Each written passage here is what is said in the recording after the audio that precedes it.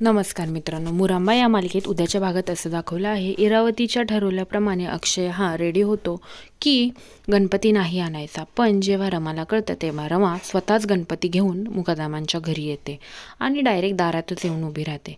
तेव्हा इरावती तिला म्हणते, तू का आलीस इथे, कशाला आणलाय गणपती आमच्या घरी? तेव्हा रमा तिला म्हणते, इरावती आत्या, हे घर पण माझंच आहे आणि मुकादमांची खूप वर्षाची परंपरा आहे, दरवर्षी गणपती हा बसतोच. असं बोलल्यानंतर आता इरावती गप्प झालेली असते आणि तेव्हा आजी म्हणते की इरावती, आता रमाचं औक्षण कर आणि तिला घरात घे. पहिलं तिच्या पायावर पाणी टाक, दूध टाक आणि तिच्या अंगावरनं भाकर तुकडा ओवाळून टाक आणि मग औक्षण करून तिला आत घे. तेव्हा इरावती आत्या म्हणते, आई मी असं काहीही करणार नाही. असं बोलल्यानंतर पण आता इरावतीला नाईलाजास्त हे सगळं करायला लागतं, कारण की आता अक्षय बिक्षय घरातले सगळेच असतात, त्यामुळे हे सगळं नाटक तिला करावंच लागतं की ती किती चांगली आहे हे दाखवण्यासाठी.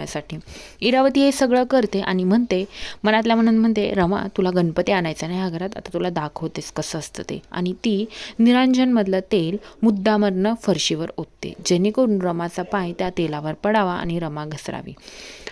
इरावतीने केल्याप्रमाणेच रमाचा पाय त्या तेलावर पडतो आणि रमाचा पाय सटकताच सगळेच जण रमाकडे बघतात. तेवढ्यात अक्षय तिला लगेच सावरतो. अगं असं बोलून तो तिला पकडतो आणि मूर्तीलाही पकडतो आणि असं करून तो मूर्तीला आणि रमालाही सावरतो.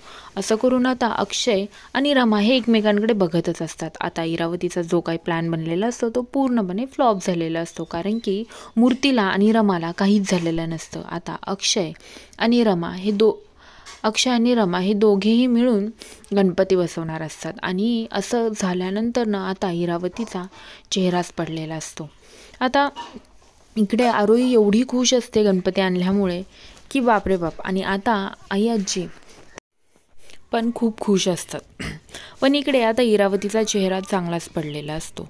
आता इरावतीच्या मनात नसताना मुकादमांच्या घरात गणपतीची स्थापना झालेली असते आणि गणपतीची स्थापना झाल्यामुळं आता इकडे रमाही राहणार असते मुकादमांच्या घरी. आणि आता हे सगळं ऐकून आता इरावतीचा खूपच चेहरा पडलेला असतो, कारण की इरावतीचा खरा चेहरा रमा हळूहळू करून अक्षयच्या समोर आणणार असते.